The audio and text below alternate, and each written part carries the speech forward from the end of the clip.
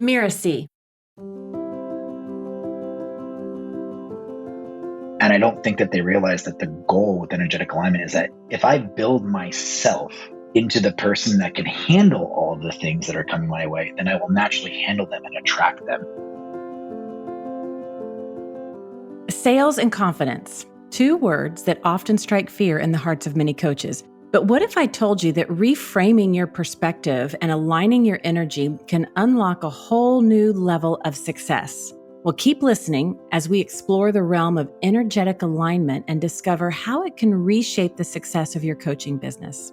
I'm Melinda Cohan, and you're listening to Just Between Coaches. I run a business called The Coaches Console, and we're proud to have helped tens of thousands of coaches create profitable and thriving businesses. This is a podcast where we answer burning questions that newer coaches would love to ask a more experienced coach. So imagine your coaching business where selling becomes an act of genuine service, where every interaction with potential clients becomes a powerful conduit for transformation. My guests will share invaluable insights to help coaches overcome sales challenges, boost confidence, and attract their ideal clients with magnetic energy.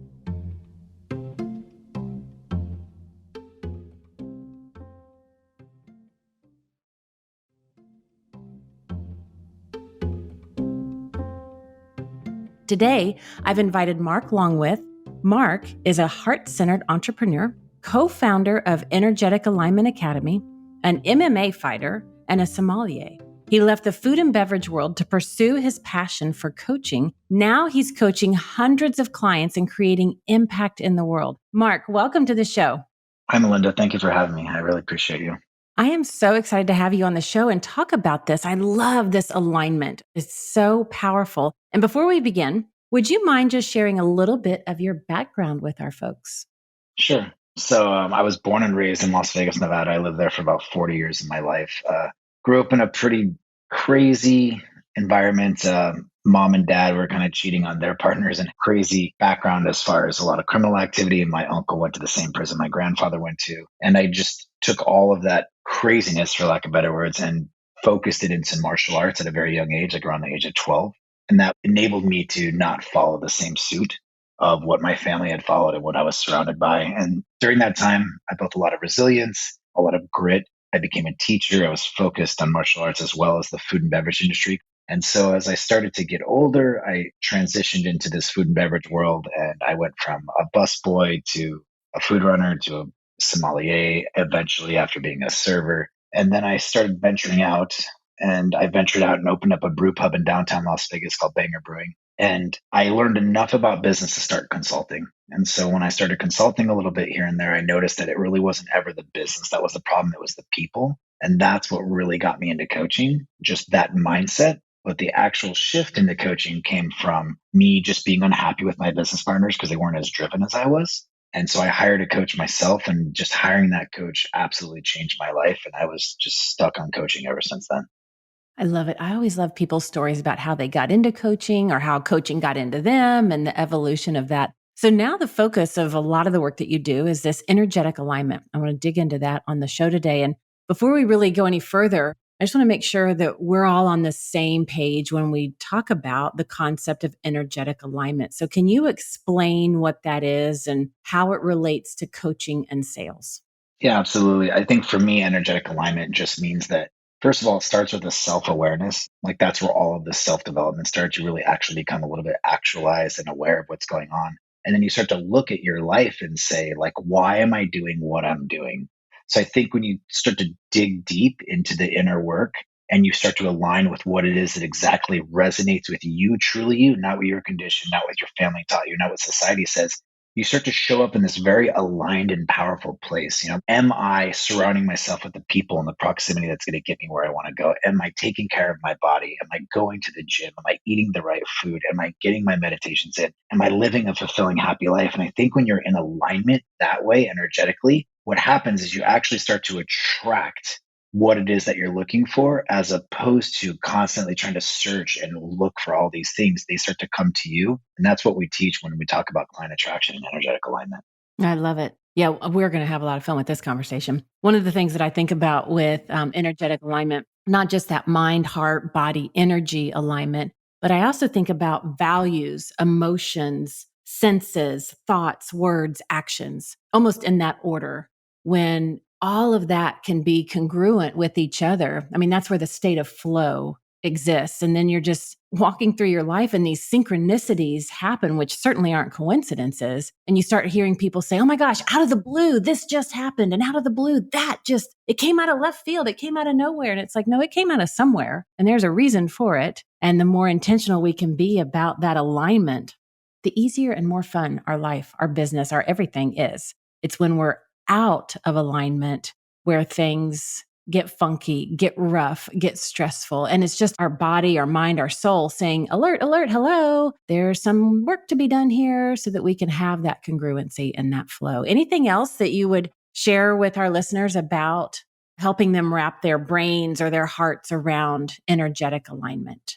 Honestly, I would kind of piggyback off of what you just said and say that there's a direct correlation between your core values and how you align your life and how everything shows up in your life. And I think a lot of people are looking outside of themselves for the magic bullet or the quick fix or the next strategy, even if you're a business person. And I don't think that they realize that the goal with energetic alignment is that if I build myself into the person that can handle all of the things that are coming my way, then I will naturally handle them and attract them instead of trying to build outside of myself like some new option or strategy, if that makes sense. So it's kind of a reverse. When I think about energetic alignment, you really have to look inward. And that's what makes the difference for me, if that makes sense. I love it. That's one of the things that I say a lot and I share with our students. Really, a starter question is, who do I need to become for those goals, dreams, desires, intentions to be a reality? What does that look like? And when we can spend our time and attention there, then we understand where we need to focus and where we don't. Bright, shiny objects go away because we know what is important for us by answering that question. Who do I need to become? I just love that, Melinda. Thank you for sharing. Like, that's really exactly what we teach as well. The weights don't get lighter in the gym, you just get stronger. So when you Ooh, look at that ooh. statement, right? I love it. It's such a good statement because you walk into the gym like, oh, I want to lift that. No, no, no. You need to become a person that could lift that weight. Then the weight will be, bestowed upon you, like the blessings that we have in life and the abundance. So Okay, I have goosebumps. I have never heard that quote, but I love it. It's right downable. And so let's talk about energetic alignment and how it relates to coaching and sales. How would you talk about that?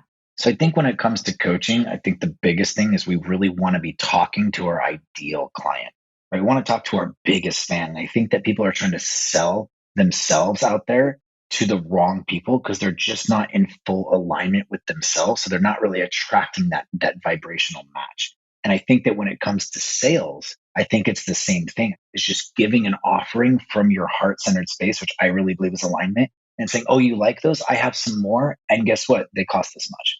Like, to me, that's the piece of really knowing I'm aligned from my heart of just giving from a place of genuine care. I think that takes all of the ickiness out of sales, if that makes sense. Yeah, I had a mentor that called it sales as service.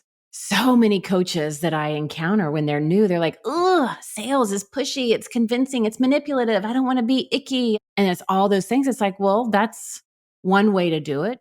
An old school way to do it is how I describe it. But there's still a lot of people that are doing it like that. But it's more about the coach approach, that alignment, that energetic alignment with your heart. And then it's sales as service.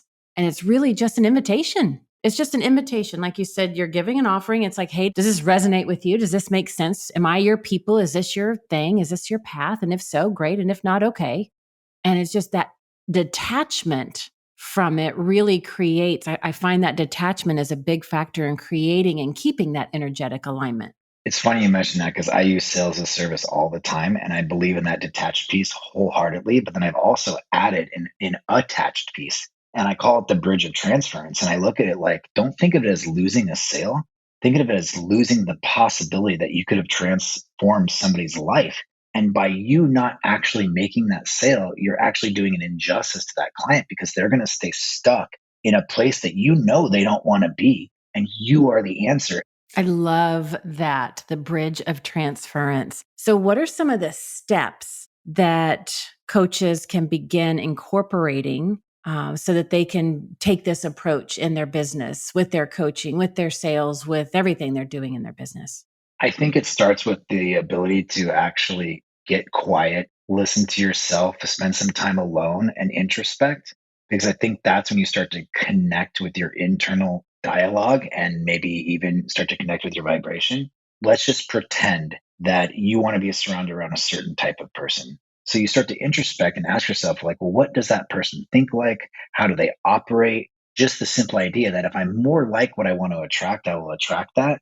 Then I think that will put you in that realm, as opposed to getting into the fact that we are scientifically vibrational beings. We're all vibrating molecules. Like, that's a whole nother, rabbit hole. Simply just saying, like, oh, why didn't I just think of it as like-mindedness? Simply like-mindedness, and I want to be around those like-minded people. Now, you've mentioned the word frequency a few times. So say more about that. What do you mean by that? So, and I'm not an expert, but I do a lot of meditations and I do them daily. I've done a lot of Dr. Joe meditations, and the way he explains it, and I've found that it's worked for me, right? I can't prove this scientifically. He's actually started to prove it scientifically, which is amazing. Is that if I am able to drop into a state of meditation where I'm connected to the frequency of, say, hypothetically abundance, because it does have a frequency, or hypothetically consciousness, because it does have a frequency, then I naturally begin to vibrate more and more like that. So instead of desiring and wanting things to happen in my life, I realize I don't even have to manifest or think. All I have to do is just be in that energy. Thus, that energy will be more attracted to me. It reminds me, oh my gosh, maybe 12, 14 years ago, probably longer. I've lost all track of time. Dr. And I'm going to butcher this name, but Dr. Masaru Emoto, he did this water experiment. We'll put some information in the show notes because that's just a really cool thing. But talking about frequencies and how abundance has frequency or any of those, he did this study with water, just for our listeners that don't know about this. He was a Japanese businessman and really got into the science, the molecular structure. And he would put water near, it would be a little sign that said the word love or hate or abundance or fear or just all these different words or all these different locations. And he would freeze this water. And then he would look at the crystals under a microscope. And it was amazing to see how the water changed its structure based on what it was near or around, or if words were spoken to it, or certain musical sounds, like classical music was one. And he did different kinds of music to see how it changed. And you could see how some of it would make the water molecules and structures so beautiful and gorgeous. And some of it made it look so horrific and unattractive and harsh and brutal. And what you're talking about, the frequency, I go straight to that as just that, how true frequencies are. We can actually measure it and see it. And when we can go back to that question, who do I need to be? Who do I need to become? And live in that, we bring others at that same vibrational frequency into our realms. Absolutely. I agree completely. And I remember seeing those, they look like beautiful, like snowflakes. If you look at it as simply like a frequency of my thought puts something out to the universe, and I'm like an antenna and I draw that energy back to me, then what am I thinking about? Now, it's interesting with the coaches that we work with in our programs, they're often newer. There's a lot of fear, doubt, trepidation, uncertainty. A lot of that exists. And so a significant amount of the work that we do is paying attention to what are the thoughts you're thinking. And we call them villains and superpowers, and really being very intentional about controlling or choosing what you want to think. And if it's not serving you, what thoughts do you think instead? Because in just doing that, you're milestones ahead in the success that you can create. And then, of course, you learn the steps, and here's this strategy, and there's that strategy, and these 5 processes and all that. But it really is about the energetic frequencies, the thoughts that we think, and having that alignment. Yeah, I mean, if you can master that, like, you can master anything. Like you said, who is the person you have to become? I think that's the stepping stone. I think that's the foundation of it all right there, Melinda. So many coaches, especially early on, they struggle with self-doubt, especially when it comes to selling their services, putting themselves out there. How can this energetic alignment really help coaches overcome these challenges and step into their full potential and feel good about putting themselves out there? I think it goes back to obviously working on the energetic alignment piece, but really looking at a couple of things. One is like, what's your core values? I think when you dig into your core values and your deep purpose, your why becomes so strong. you're able to sustain and then eventually overcome that deep imposter syndrome that just plagues all of us. And then another thing I tell our clients that I think is super important, it's a little more on the tangible side, is slow down for 2 minutes and just look at what you've actually done. Maybe you don't have the certificate you want or you didn't go to Harvard, but think about, oh, I went through all of this and I've listened to this many podcasts and I read this many books and I've worked with this many people for free. So really looking and stacking your wins and going, I actually have a tangible piece of evidence, a lot of them, that I am qualified for this and I can show up because look at what I've done. And the last piece I say is, do you want someone who's got some certificate from the school, or do you want someone who's really walked the path like you have and came out the other end and said, hey, I figured this out? That I think always develops confidence. Now, you and I can jam about this conversation for a long time because we see eye to eye and have a lot of common thoughts about this. But there might be some people that are skeptical about the idea of energy and its role in sales. Like, how would you address the skeptics and, I don't know, maybe help them understand the practicality of energetic alignment in a coaching business, or help them at least see that side of it? It's a tough question for me, and it's a great question because I was raised in this really crazy environment of, like, my mom did my natal chart the week I was born. My dad was into astrology and crystal balls, and then my mom got really into religious. I always kind of had this, whether it was religion or that I always felt connected to spirituality. So someone who doesn't have that connection, I would simply say to be curious. Just be curious about the possibility that if I change the way I think and I change the questions I ask myself and I change the frequency I show up as, it might change my life. So I think curiosity would be the answer to that question.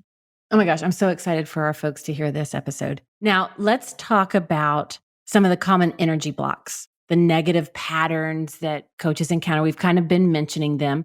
How can you identify and address these blocks to help with their coaching or help better their sales and enrollment skills?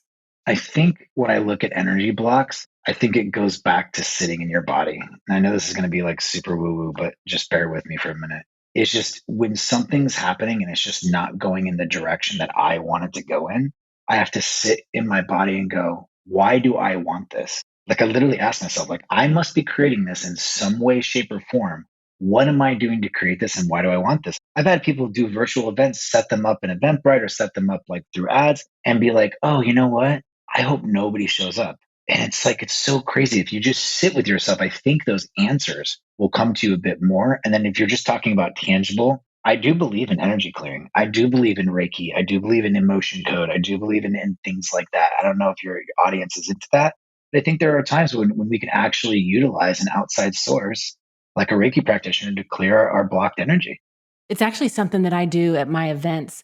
I will have somebody, they're usually not even at the event and they are somewhere, but we've had a conversation and the intention is for the day before the event, the 3 days of the event, and the day following the event, they're clearing, they're doing that Reiki from a distance and just helping to do whatever we can, whatever's possible to keep that energy clear, to keep that alignment there so that my energy is there, my team, the participants at the event, and just really keep that such a beautiful space. So I bring that into the work that I do. I know that I'm going to keep doing it. That's for sure, because I'd rather have that than the alternative.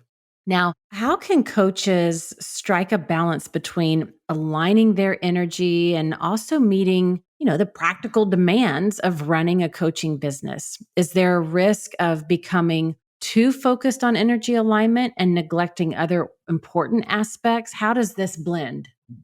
There's absolutely a risk there. And so this is something that we talk about heavily. So we're really big on masculine and feminine energy. And believe it or not, even though we're in a little bit of the woo-woo space, most people are more in their masculine. And we have a lot of female clients, and I find that the women are more in their masculine. Like, they're so hyper masculine, driven and focused. And I think you really just need to find a balance. So I can't tell you what that balance needs to be because I think it's actually on a scale of how you operate as a person. Some people are just super driven and they want to work 10 hours a day. Some people don't. But I think if you're not balancing your feminine and masculine energy and you're not being on the receiving side and then also the execution tangible side, you're only operating at half capacity. And so when I think about that, I'll just give you a couple quick examples. If I'm just waiting for things to pop up and I'm just waiting for the universe to show me a sign all the time, I'm probably a little too much of my feminine energy. I need to actually work through the process and the signs will come. If I'm grinding all the time and I'm burnt and I can't receive and I'm not allowing anything to come in, new ideas, I'm probably too much in my masculine. And you really want to balance those two energies because they're crucial for the success of your business. Because without them, I really do think you won't get anything off the ground if you're too much in your feminine, or you will burn out before you get, to the level you need to be if you're too much in your masculine.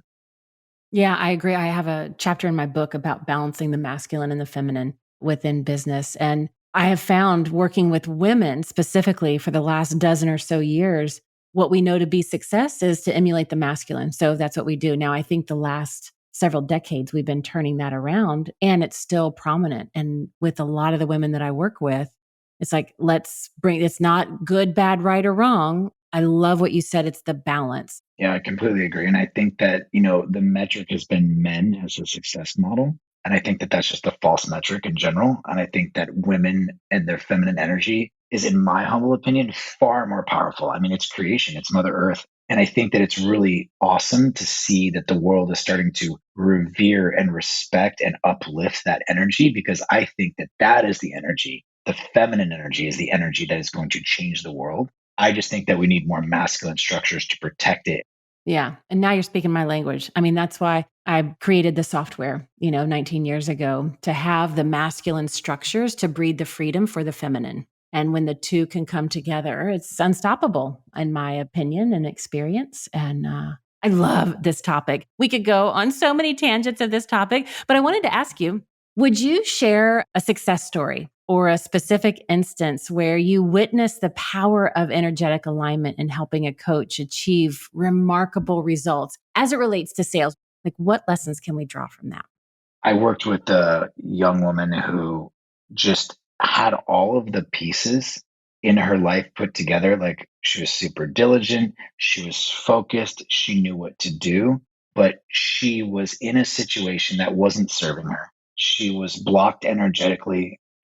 The possibility of her making six figures, I just think didn't even enter her mind. So this is partially a story about possibility and partially a story about energetic alignment. And the possibility part was just me helping her see who she really was. And I always say, I believe in you more than you believe in yourself, and you can borrow my belief. And if you do that, I think that it's contagious and it rubs off. And she was able to connect with the deeper idea of who she was as a person, but not just that, but the possibility that she could achieve. And she went from having a business where she wasn't really making any money at all to being able to do 15K a month. And I think just watching her shift like that was amazing to me. And yes, it was energetic alignment, but I think for me, it was so much about possibility. I think that's what energetic alignment does too, is it just opens you up to what's possible. Because if it's possible, then it may be able to be achieved. And I think in sales, we're so limited on possibility. Like, we just actually are expecting people to say no. We're actually expecting that we can't make 5 or 6 figures a month.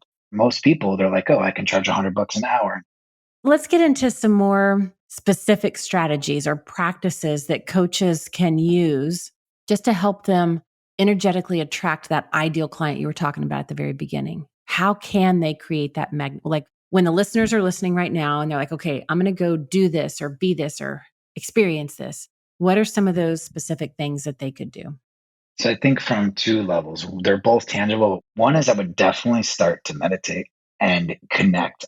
I think from the business side is people would need to actually go out and take the time to do case studies on their clients and understand who they are and what they want and go really deep, because I think that all of the information and alignment you're looking for, all the golden nuggets are coming from your clients. And that is the number one thing I don't see our clients do enough. And when you do that, you come back to this place where you're in your lab, whatever you want to call it, and you're journaling, and you're gaining pure clarity on who that person is, what they really need, not what you think they need. And when you have that kind of clarity and this finished product, I think that is what actually aligns you with the person you're trying to speak with. Or you might go through those case studies and be like, that's not even who I want to talk to. But I think not enough people do that. So those would be the two tangible pieces I would tell them to do.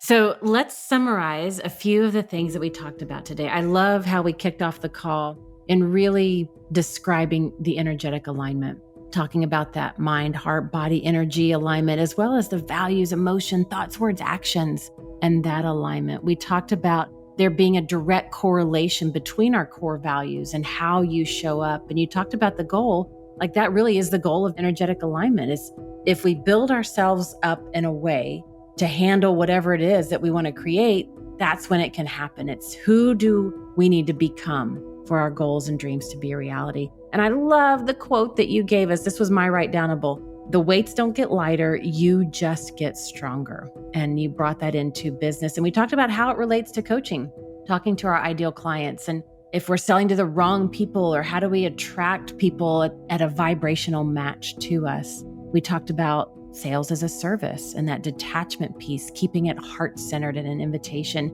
And then you gave us that bridge of transference, that perspective that says, they didn't tell me no as a sale. I'm losing the opportunity to transform somebody's life. So let me get myself in order so that I can impact others. We talked about how do you address the skeptics and be curious about the possibilities, get into research mode. We talked about the frequencies and vibrational match. You gave us some great things to do when we're struggling with self-doubt. Slow down, celebrate what you have done, acknowledge and own the path that you've been on. We talked about some common energy blocks, and I love what you gave us, the exercise of sitting down if something's not going well. And there's actually a few things that I've got in my life that I'm going to be doing this with in my journal. Why do I want this thing that's not going well, this challenge that's showing up? Why do I want this? It must be like, I must want this in some way, shape, or form. So why is that? How is this serving me? And I love that inquiry.